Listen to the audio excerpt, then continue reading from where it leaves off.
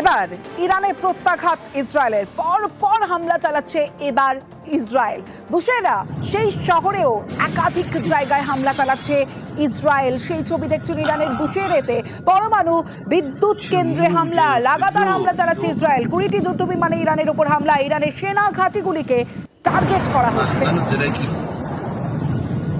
ইরানের বুশেরে হামলা চালিয়েছে সেই ছবি দেখাচ্ছি। বুশেরে পরমাণু বিদ্যুৎ কেন্দ্রে হামলা, লাগাতার হামলা চালাচ্ছে ইসরায়েল।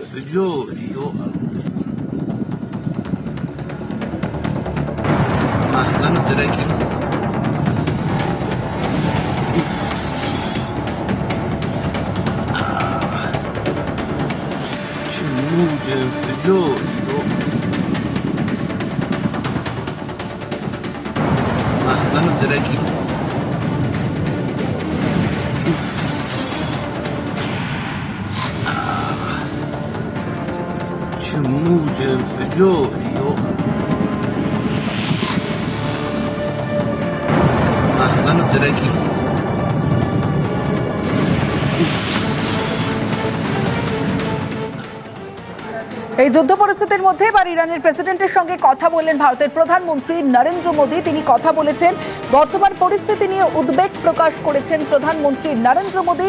কূটনৈতিক পথে আলোচনার মাধ্যমে শান্তি প্রতিষ্ঠার বার্তা দিয়েছেন ভারতের প্রধানমন্ত্রী নরেন্দ্র মোদী।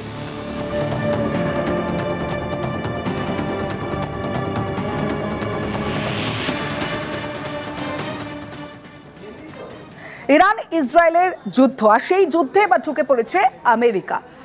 অন্যদিকে এই যুদ্ধের আজ কি পড়বে ভারতে? ভারতে কি পেট্রোল ডিজেলের দাম আকাশ ছোঁয়া হতে চলেছে? মধ্যপ্রাচ্যের বিভিন্ন দেশে প্রচুর ভারতীয় থাকেন এবং চাকরি, ব্যবসা, পড়াশোনা, নানা কাজে তারা সেখানে যান। তাদের কি হবে? এই নিয়ে উদ্বেগে নয়াদিল্লি।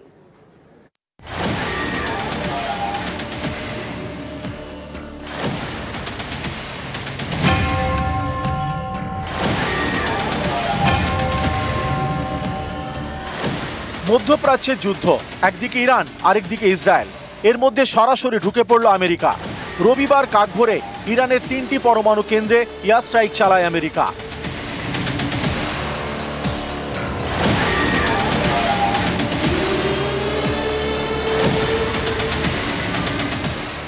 মধ্যপ্রাচ্যের যুদ্ধ এর আজকে এবার পড়তে চলেছে ভারতে?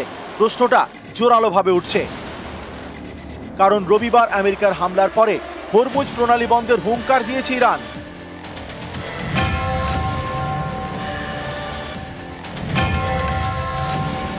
यदि straight of Hormuz Iran block करता है तो वो जो ऑयल की सप्लाई का एक जो बहुत बड़ा रूट है स्ट्रेट ऑफ हॉर्मुज, जहाँ पे विश्व की लगभग 1/4 जो ऑयल की जो शिपिंग है वहाँ से होती है, वो प्रभावित होगी। হরমুজ প্রণালী এটা নেহাতি একটা জলপথ। বিশ্বের বহু দেশের অর্থনীতি নির্ভর করে এই জলপথে।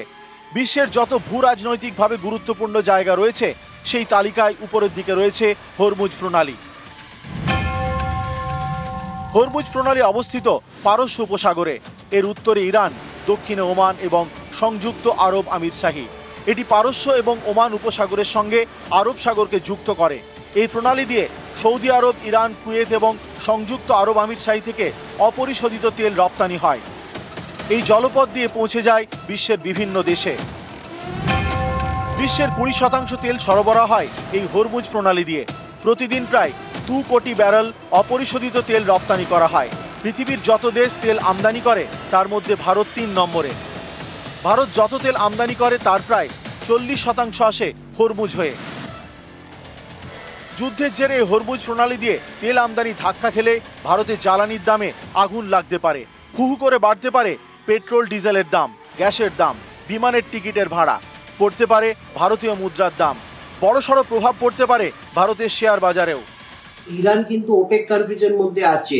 এই ওপেক কান্ট্রিজগুলো যদি তেলের দামটাকে বাড়ানো শুরু করে, এই যুদ্ধের ক্ষয়ক্ষতির যে পরিমাণ হচ্ছে সেটাকে কম্পেনসেট করবার জন্য, তাহলে কিন্তু আমি বলবো সারা বিশ্বে কিন্তু অপরিশোধিত তেলের দাম বেড়ে যাবে হু হু করে, এবং সেটা কিন্তু ভারতবর্ষের যে অর্থনীতি সেটাতে একটা চাপ আনবে। ইসরায়েল ইরান যুদ্ধে ইতিমধ্যেই কয়েকশো ভারতীয়কে দেশে ফেরানো হয়েছে। অপারেশন সিন্ধুর মাধ্যমে। কিন্তু এতে দুশ্চিন্তা কাটছে না, কারণ চাকরি, ব্যবসা, পড়াশোনা সহ নানা কারণে প্রায় 90 লক্ষ ভারতীয় থাকেন মধ্যপ্রাচ্যের বিভিন্ন দেশে। এর মধ্যে সংযুক্ত আরব আমিরশাহিতে রয়েছেন প্রায় 36 লক্ষ ভারতীয়, সৌদি আরবে প্রায় 26 লক্ষ, কুয়েতে প্রায় 11 লক্ষ। এছাড়া Oman, Qatar, Bahrain, Israel, Iran, Jordan, Iraq, Lebanon, Yemen, সিরিয়ার মতো দেশেও ভারতীয়রা থাকেন।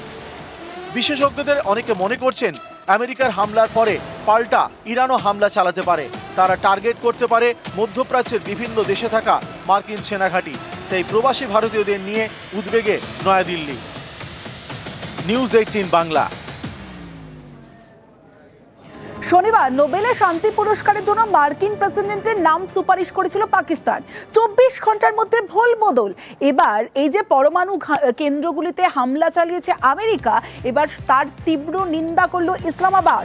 পরমাণু ঘাঁটিগুলিতে মার্কিন হামলার কড়া নিন্দা পাকিস্তানের। এই হামলার উদ্বেগ প্রকাশ করে ওই অঞ্চলের পরিস্থিতি আরও জটিল হওয়ার আশঙ্কা প্রকাশ ইসলামাবাদের। এই হামলা আন্তর্জাতিক আইন লঙ্ঘন করেছে। রাষ্ট্রসংঘের সনদ অনুযায়ী ইরানের বৈধ অধিকার আছে আত্মরক্ষার।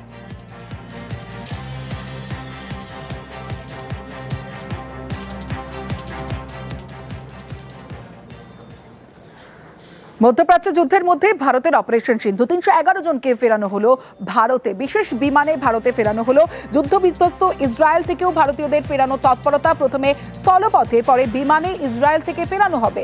ইসরায়েলে আটকে পড়াদের দূতাবাসের ওয়েবসাইটে রেজিস্ট্রেশনের নির্দেশ চালু করা হয়েছে।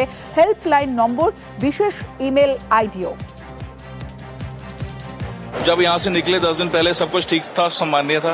अचानक रात को बैठे थे तो आवाजें नहीं स्टार्ट हो गई। सो हमने देखा कि पता लगा कि इजराइल ने अटैक स्टार्ट कर दिया ईरान के ऊपर। बट वो स्केरी था, बहुत देखने में दुखद हुआ, लोगों की जाने गई।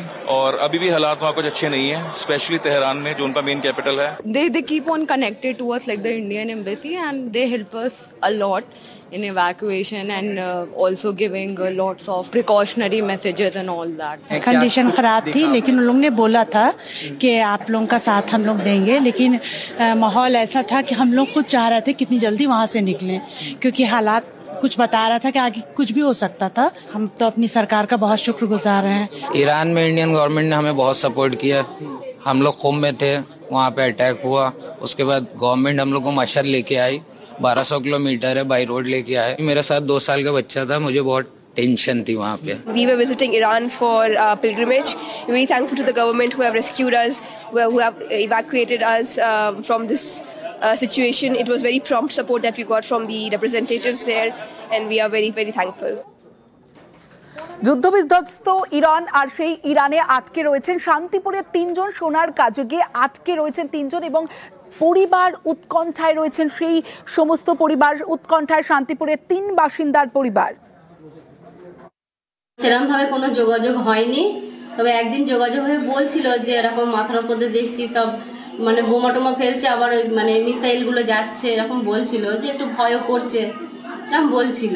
ভাবছি এটাই যদি ও চলে আসতে ভালো হয়, ভালো হবে যদি ফিরিয়ে এনে দেয়। আসতে পারছে নাকি? না না না না। ইরান ইসরায়েলে যে ভয়ঙ্কর যুদ্ধ, আর সেই যুদ্ধে তেহট্টের 2 ভাই আটকে রয়েছেন সেখানে। যেমনটা এখনো পর্যন্ত জানা যাচ্ছে, তেহট্টের 2 ভাই ইসরায়েলে আটকে। ছেলেদের চিন্তায় ঘুম উড়েছে বিশ্বাস পরিবারের। ইসরায়েলে আটকে বেতাই লালবাজারের সদানন্দ হালদার। ওই যে এনারা ছবি তুলতে এসেছে, ওই তোদের মানে নিয়ে আসবি বাড়ি। হ্যাঁ, আমার তো এখনো দিনা শোধ হয়নি, সবই তো সুদে করি। তোর বাবাটা চলে গেল, সুদে করি, টাকা ধার করি সব। এই তো 3 মাস গিয়েছিস কেবল। আমার স্বামী ইসরায়েলে আছে, ওখানে তো বোমা পড়ছেই করছে, আমরা আটকে আছি। বাজে বাজে কথা হয়, জিজ্ঞাসা করি কি হচ্ছে, বলে এখন ভালো আছি, আবার বলে খারাপ আছি, এরকম বলে। আমাদের খুব দুশ্চিন্তা হয়। টিভিতে দেখি যে খুব খারাপ আছে, কিন্তু ও তো আমাদের সান্ত্বনা দেয়। হ্যাঁ, চলে আসলেই ভালো হয়।